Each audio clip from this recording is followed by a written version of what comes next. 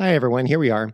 In our series talking about the sacred elements of religious life, we started out talking about sacred space and how we are spatial creatures, and we really want to think consciously about that so we can get the most benefit of our practice. But now we want to move from sacred space to now talk about sacred times. Time is a non-renewable resource which is headed toward total depletion, both on a grand scale for humanity someday, but also specifically for any individual. It's something that we know is finite.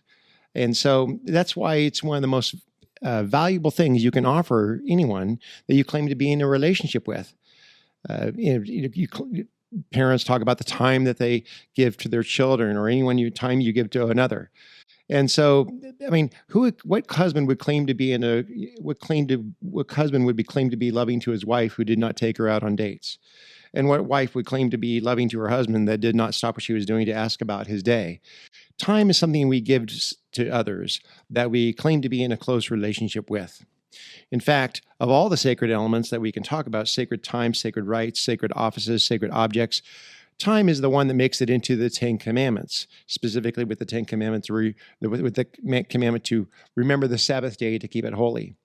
Because if you claim to be in a relationship with God, for the Old Testament Hebrews, you demanded that you set aside a day of the week to try to focus specifically on Him, focus specifically on God's goodness, His provision, the life that you have in God's world.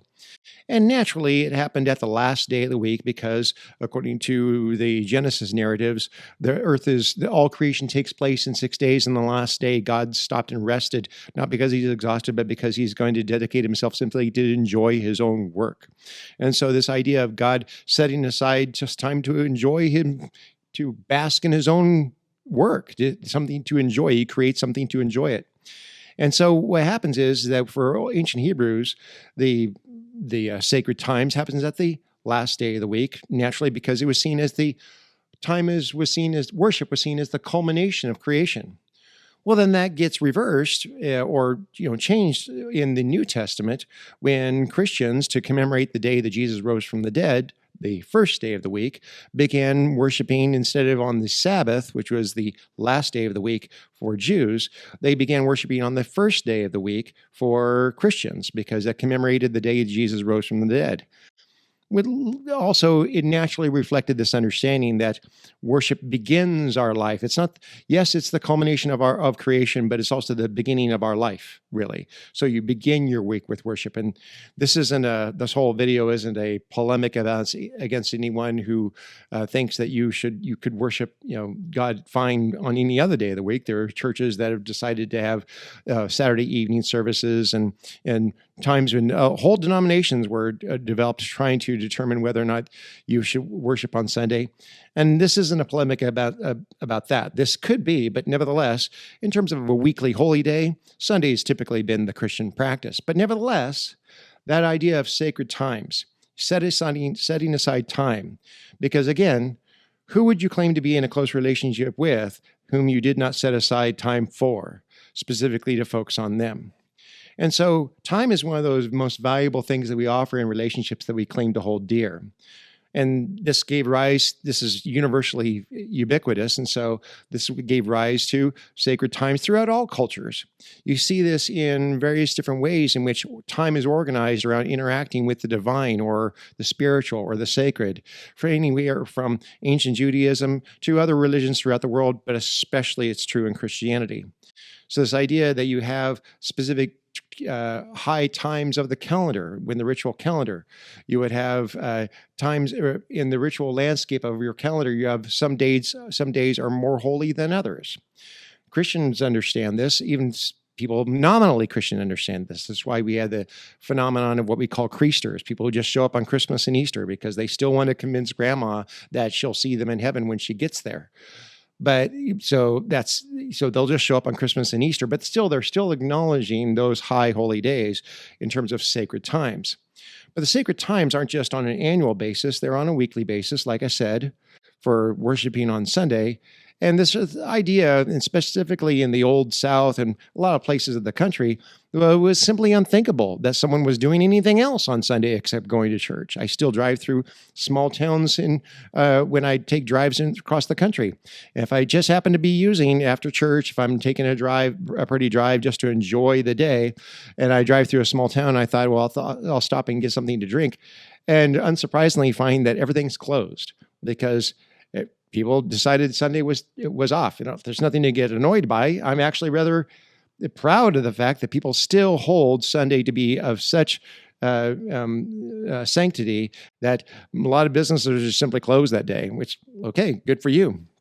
Nevertheless, sacred times take forms that are annual in terms of the calendar of holy days. There's a very robust and full Christian calendar that I'm sad to say many Christian expressions aren't even aware of. They just think about Christmas and Easter, but they don't think beyond that of the various different ways of commemorating saints or parts of church history or events of the Bible. But then there's not just annual sacred times, but there's weekly sacred times, of course, Sunday being the traditional first day of the week when Christians began worshiping together back starting in the book of Acts. And so that's the idea of weekly sacred times, but there's also daily sacred times as well. This has to do with the morning. This is reflected in the morning and evening sacrifice of, say, the Old Testament, but it's also reflected in cultures across the world where temple structures are oriented on an east-west axis so they can take advantage of the fact that the sun will either hit it just right at the morning during sunrise or sunset. Many churches in the medieval Europe were constructed exactly with this in mind, because during sunrise or sunset, the sun is going to come in and it's going to be hitting that stained glass exactly right to create the right effect and the sense of awe and beauty. Nevertheless, there's weekly, annual, and daily sacred times because, again, time is a non-renewable resource which is headed toward total depletion. And one of the chief ways we show our devotion to God is any way in which we orient time around Him. Again, any relationship you claim to hold dear, you dedicate time to it. And people will oftentimes say, well, God loves me and I can worship God at any time. True, but try getting away with that marriage or that family relationship that you're trying to keep strong. It's not going to fly then. I don't believe you think that either when it comes to your relationship with God. So keep these things in mind and take advantage of the time that we have to be closely related to and show our devotion to God.